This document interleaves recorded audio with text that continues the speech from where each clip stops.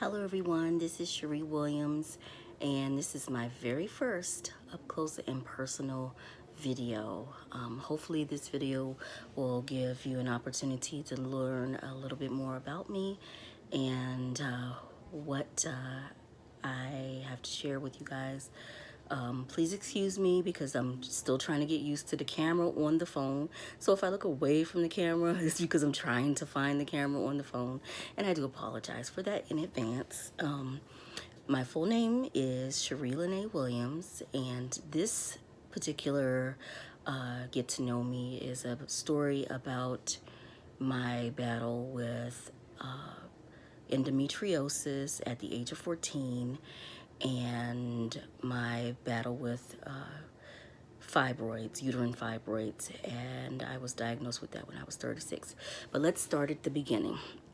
So I was born in Washington, D.C., and my basic problem with endometriosis didn't start until I was like 12 and started menstruating, but I personally believe it started a little bit earlier than that.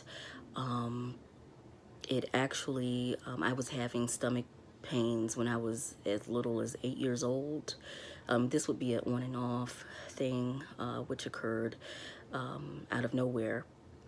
I would end up with terrible stomach pains and things, and my mother wouldn't know where it was coming from. So when I turned 12, I began to menstruate, and everything was pretty normal. My periods were normal, nothing out of the ordinary, but my menstrual cramps were really hard on me, to the point where I would consistently get fevers, throw up, have the traditional cramps, the spasms in the lower abdominal region. And it progressed, and as I got older, when I was 14, I remember it was one morning, it was a Sunday morning, and I started having severe cramps, and I had been menstruating, and my mom asked me why I was bent over, and so I was bent over to the point where I was doubling over and I couldn't really move, and so she ended up taking me to the emergency room where they really couldn't find anything wrong because I had not, been to see an OBGYN. And so they had explained to my mom that I would have to see an OBGYN doctor and go and get that taken care of first so they could figure out what the problem was, because they didn't see anything on the x-ray or the ultrasound. So fast forward to my first OBGYN appointment when I was 14. The doctor had noticed some abnormalities on the pap smear, and he noticed that there was a lot of polycystic, like little endometriomas that were all over my, sorry about touching the camera. There was little endometriomas on my left side, and so he said he would have to go and do laparoscopic surgery.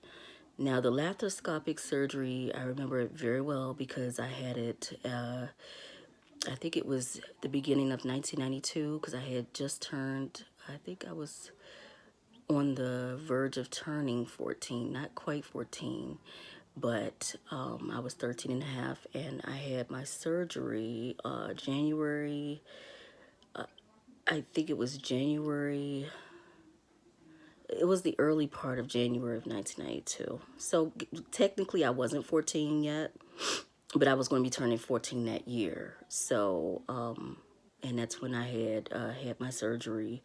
And now, when they had initially went in to do the surgery itself, it was supposed to be a laparoscopic routine procedure where they could see what the problem was, fix the problem, and just through a little tiny incision with a little camera. Everybody that's had laparoscopic surgery knows exactly what I'm talking about. Well, it turned out that he found some problem areas that were really serious. And they ended up having to cut me open. And when they did cut me open, they saw that the endometriosis had taken over my left ovary. So they had removed my left ovary and left me with only one functional ovary.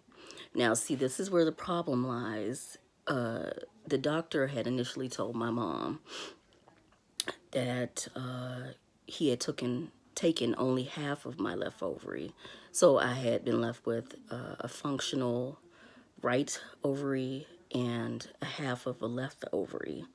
Well, that was not true. And that's going to be later on in the story, when I turned 36 or 35 or 36, when I started having fibroid tumors and issues with that. But I'm going to tell you that a little bit later in the story.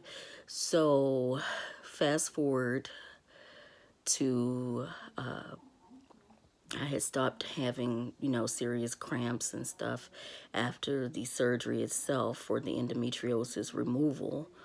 And then fast forward to, I think it was the fall of when I was, I think it was 2010 or 2011 one. I can't remember really well.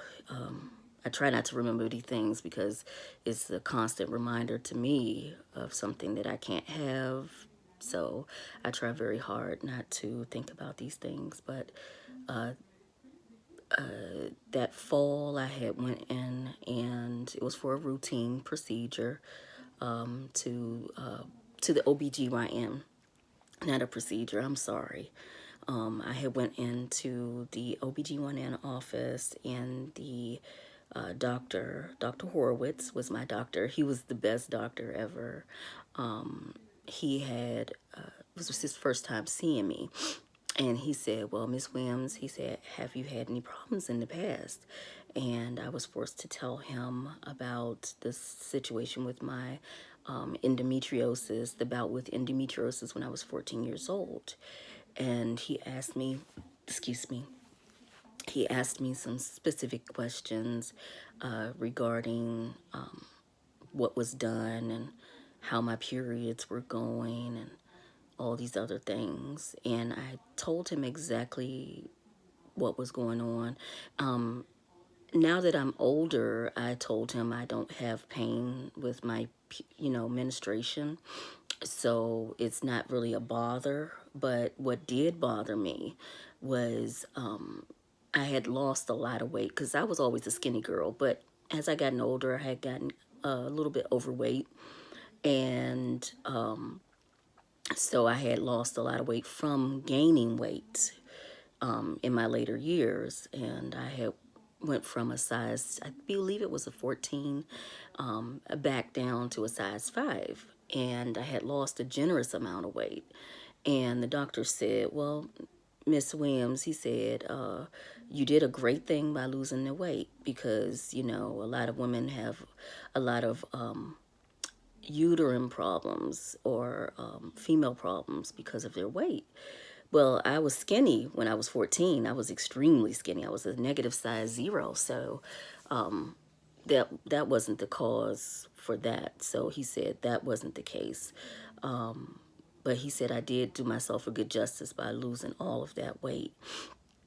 And so to make a long story short, I had told him about a situation where me and my mom was in the bedroom one day, and I was, my stomach was still kind of big, even though I had lost a lot of weight. And my mom said, Cherie, she was laying on my lap or something. I was doing something for her. I think I was scratching her head or something. And she told me that she heard a heartbeat in my stomach. Now, this is where the strange part comes in. And she said she had heard a heartbeat. Now, I've never been pregnant. I cannot get pregnant because I am sterile.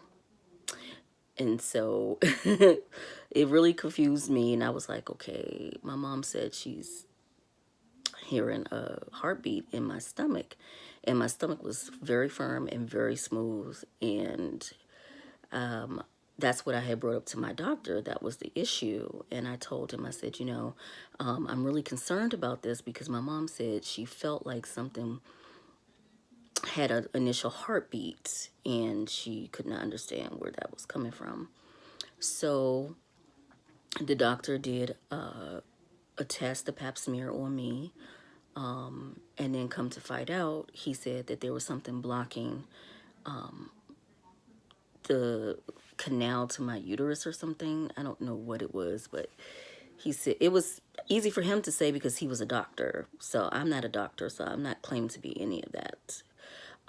But he said that there was something blocking and he needed me to have an ultrasound and what they call it, it was it's hard to explain. It's like they take a ultrasound. It's a tube that they stick up in the woman. Women that go to see the OBGYN know what I'm talking about. It's a probe like, and they stick it into your uterus to see what's up there, like inside CT scan or something like that. I can't remember the name of it. Like I said, this stuff has been blocked out of my memory. I tried not to remember it, but I thought that this video could help some, women that are going through the same thing that I've been through with their issues and let them know that they're not by themselves. So back to the story. I had my CT scan and I had my other things done that he wanted me to have my blood test and everything done. And he said that, Miss Williams, he said, I see that you have 2 fibroids. Now, he couldn't give me an estimate on how big they were or anything like that. So he just said, we're going to wait until you're going to need surgery, and we're going to wait and see what they look like. And see how bad it is, and if it's cancerous or whatever, they're going to take them out. So fast forward to a couple of weeks after I've had my preliminary blood test done to make sure I was in good shape. I had surgery at Sibley's Hospital, one of the best darn hospitals in Washington, D.C., and I will recommend that hospital to anybody because that's one of my favorite places to have doctor's appointments and surgeries and things like that. And I'm not ashamed to tell you where I had my surgery. I had it at Sibley Hospital, which is one of the best hospitals in Washington, D.C. And it was in October of, I believe it was 2011 or 2010. I can't remember. My memory is so bad, and I'm so sorry. I went in to have my surgery. And the funny thing is, the surgery that I had the first time when I was 14 years old, I had a previous bikini cut from that. And before I had my surgery, I said, just cut on the dotted line. The doctor thought I was crazy. He said, well, Miss Williams, I'll try my very best to cut on the dotted line. So we want to make another cut on you. I'm going to try very hard to do that without damaging your skin. And lo and behold, it's nothing but God. And I thank God for that. He was able to cut in the same area where the first cut was. And it looked like nothing had ever happened to me once it healed. So it's actually gone. It's actually smoothed over now like it did when I was 14. But it was just amazing. And then he showed me pictures of the size of the 2 tumors. They were both 3 pounds apiece. That's why it looked like I was pregnant. In a sense, it was kind of refreshing to know that it was not cancerous, because when they said that the test came back, it was not cancerous at all, which was wonderful. And he said it was actually on a stalk connected to my aorta, which was, I believe it was connected to my heart, he said, and it was still in blood for me. That's why I was always consistently tired, cranky, and just moody all the time. And he basically said, you shouldn't have any problems again. Hopefully, you know, if everything goes well. But he said, we're going to keep an eye out on you and everything, make sure everything's right. And I still have the pictures of the the tumors, but I won't show it on YouTube because they might flag me or something. But as it stands right now, hadn't had any problems with my stomach or anything like that. I've been pretty, you know, pretty much doing well. I would like to thank Dr. Stephen Horowitz, who was one of the best doctors in Washington, D.C. If you're having problems with your female reproductive organs, I would recommend Dr. Stephen Horowitz to anybody. He's a darn good doctor, and he's connected to Sibley Hospital, and he's with the Women's Health Care Center. I believe it's down at 2020 K Street. I can't really remember because I haven't been to the doctor in a while since the whole you know, since the whole thing blew over. I think it's 2020 or it's 2000 K Street or something like that. But please don't quote me. But Dr. Stephen Horowitz, if you need a good OBGYN, I recommend this man. He took very good care of me. He didn't lie to me, and I appreciate him for that. I appreciate him for his honesty and the fact that he told me the truth. He told me that that doctor, the first doctor, Dr. Cartwright, that was up at UMC Medical, at the time it was Greater Southeast Hospital, that man butchered me. And he left me with no ovary at all on the left side. So now I only have one ovary. Dr. Horowitz says there's a possibility I may never have kids, but that's okay. I've accepted that. At first I used to cry about it because I didn't feel like a real woman. Yeah, so I'm not even going to talk about it anymore. But when you're having problems, ladies, and I'm saying this from my heart,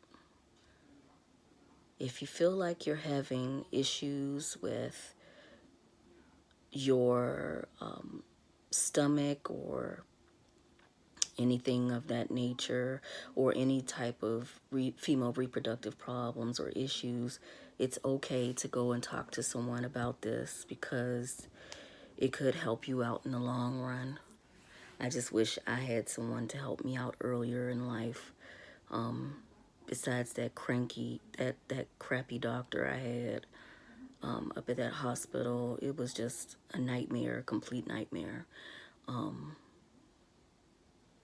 But we must press on with life when things don't go the way they should, or when life doesn't give you what you think it should give you. You should always press on and keep going. And I'm proof of that because I'm 43 years old and I'm happy and I'm living my life. I do have my ups and downs, my days where I battled with depression and anxiety, and I have my ups and downs sometimes with my, you know, with my moods and stuff. And I don't expect people to understand. I really don't, because I know they don't really understand what I've been through, or where I'm going, or where I'm trying to go. But yeah, I hope this story helps at least one person to let them know that they're not by themselves and that they're not alone. And as always, comment, rate, and subscribe. And you guys just keep pushing and striving for the best in life. And know that you are worthy because he says you are. God. And I wish you a blessed evening, and hope you enjoy the rest of your night. And don't forget to comment, rate, and subscribe. hopefully I'll be able to have more personal videos or get to know me videos. Sorry, this one was a sad one. I know some people don't really want to hear these types of things, and I do apologize if this has in some way made you feel a certain type of way. But I hope to have many more good videos in the future. And as I said before, this is to help out, to help other young women that are going through the same things that I've been through, and to let them know that they are worthy, that they are so special, whether they can have kids or not. We all have our purpose on this earth, to be the best that we can and to do the best that we can. And you guys have a blessed night. Bye-bye.